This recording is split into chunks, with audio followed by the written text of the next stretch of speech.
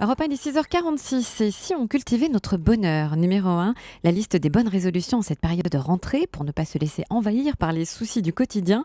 Europe 1 vous répond avec Jean-Philippe Ballas. Bonjour Sophie Machaut. Bonjour. Vous êtes coach, formatrice en relations humaines et auteur du livre Cultivez votre bonheur. Alors justement, on va rester dans la métaphore au rayon jardinage. Ça veut dire quoi cultiver son bonheur?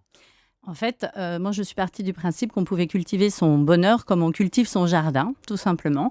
Et puis, je suis partie aussi de la fameuse réplique du Candide de Voltaire à la fin du conte philosophique où il dit il faut le cultiver son jardin. Par là, je crois que Voltaire voulait signifier que l'homme était tout à fait capable d'améliorer sa propre condition, que la fatalité n'est pas une obligation systématique sur ce qui nous arrive dans nos vies et que on est maître de sa destinée. Alors quand on fait du jardinage, on est aussi tributaire de la météo. Parfois il pleut, parfois il y a des nuages.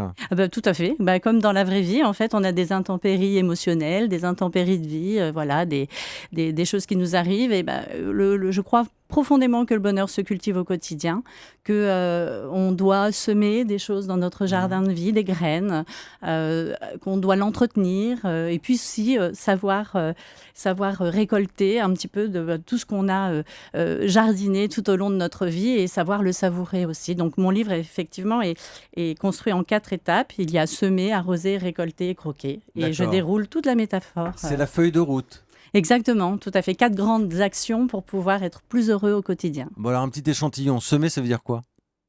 Eh bien, moi, dans mon livre, j'ai décidé de choisir 3 graines parce qu'on peut semer plein de choses pour être plus heureux dans sa vie. J'en ai choisi 3. La première, pour moi, qui était évidente et pourtant pas glamour du tout, c'est la graine de la responsabilité. Parce que justement, dans ce fameux «Il faut cultiver son jardin» de Voltaire, c'est vraiment ça, c'est de dire que on doit se responsabiliser plus sur ce qui nous arrive et ne pas laisser les intempéries justement prendre le pas ou les événements. Pas Et dire on c'est a- toujours la faute des autres, c'est ça? Mais voilà, je parle de la stacosite, je crois d'ailleurs que c'est Thomas d'Ansembourg qui en parle le premier, mais de la La stacosite, c'est c'est une petite maladie, je crois que tout le monde est atteint de cette maladie à un moment ou à un autre, moi encore, hein, j'avoue, et en fait on reconnaît cette petite maladie quand quand on s'entend ou quand on entend les autres dire c'est à cause de, donc c'est à cause du gouvernement. C'est à cause de, d'accord. Voilà, c'est à cause de mon voisin, c'est à cause de mon enfant, c'est à cause du manque de temps, c'est à cause de mon horoscope, si rien ne va en ce moment. Voilà.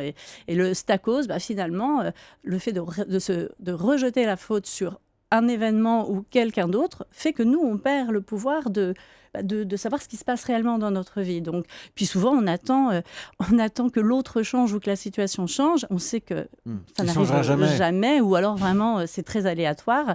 Et donc, du coup, ça n'est pas tant d'attendre que l'autre change, mais plutôt de savoir quelle réaction, nous, changer notre réaction pour avoir un événement ou un effet différent sur ce qui nous arrive. Et pour cultiver ce bonheur, est-ce que vous avez des exercices à nous conseiller à faire au quotidien? Un des premiers, moi, ce qui m'a frappé vraiment, c'était qu'on ne s'autorisait plus plein de choses. Et je l'ai découvert au travers de livres qui parlaient justement de ces autorisations. Alors, pour pouvoir commencer à travailler sur soi, je crois que une des premières choses à faire, c'est s'autoriser à rêver. Et il y a un exercice que je propose qui s'appelle les 101 je veux.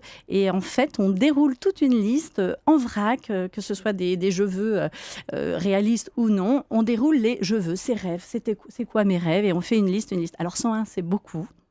Très, très souvent, au bout de 12, on s'arrête, on n'a plus d'idées. Ouais. Et en fait, c'est parce qu'on ne s'autorise plus justement à délirer, à rêver. Qu'est-ce que je veux, partir en Himalaya, etc. Ça ne veut pas dire qu'on va cocher toutes les cases. Ça veut dire qu'en fait, on se réautorise, on se remet en route sur une dynamique de mais finalement, ma vie, je veux en faire quoi réellement? Bon alors là, Sophie Machaut, il y a des gens qui nous écoutent, on est en train de mettre des petites fleurs partout, les gens vont partir travailler, ils vont arriver au boulot, ils vont se prendre le premier stress de la journée, Eh oui. et là, toutes nos belles considérations sur cultiver son bonheur, ça va voler en éclats. Qu'est-ce qu'on fait? La première contrariété quand on arrive au travail ou quand les gamins vont se réveiller, vont commencer à crier dans la cuisine? En fait, c'est vraiment ce que je disais tout à l'heure, c'est-à-dire que dans mon livre, il y a une petite formule qui est E plus R égale E, un événement plus une réaction égale un effet.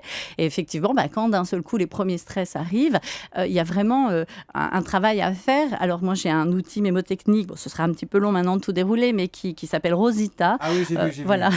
Là, je vais dire, Rosita, c'est un sigle, hein. Donc c'est Voilà. respirer, observer, santé, identifié, transformé, acté. Oui, alors Rosita. évidemment, quand on a un stress violent, et on a l'impression qu'on ne va pas pouvoir tout dérouler, mais si, en fait, quand on a un stress, les premières étapes, c'est vrai on respire automatiquement. Après, il faut se connaître. En fait, tout le travail de cultiver votre bonheur, c'est ça, c'est aussi apprendre à se connaître au quotidien. Donc, si on s'observe, donc respirer, observer, ça veut dire, finalement, je me sens comment face à cette situation ? Est-ce que je suis énervée ? Est-ce que je suis stressée ? Est-ce que je suis frustrée, agacée ?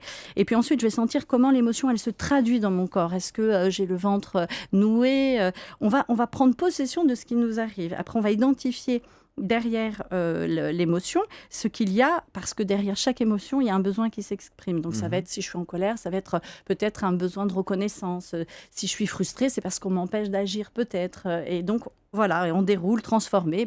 Après, c'est là où on se dit, finalement, je n'ai plus envie de réagir comme ça. Quand les enfants déboulent dans la cuisine, comment je veux réagir ? C'est vraiment se reposer des questions pour essayer de reprendre contrôle. Le dessus.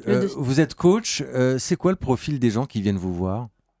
Alors, j'ai tous les profils, mais c'est vrai que la grande récurrente, quand même, je crois que c'est des gens qui ont envie de se reconnecter à redonner un sens à leur existence. Vraiment, une grande direction. Oui, il y a vraiment essayer de se reconnecter à ce qu'on a envie d'être profondément, parce que un des 5 grands regrets qui a été mis à jour, c'était d'ailleurs le tout premier, c'était je regrette de ne pas avoir eu le courage de vivre ma vraie vie au lieu de celle que les autres voulaient pour moi. Et c'est vrai que on doit avoir le courage de faire ça. Et en fait, souvent, ils ne savent plus ce qu'ils veulent. Ça rejoint la fameuse liste dont je parlais.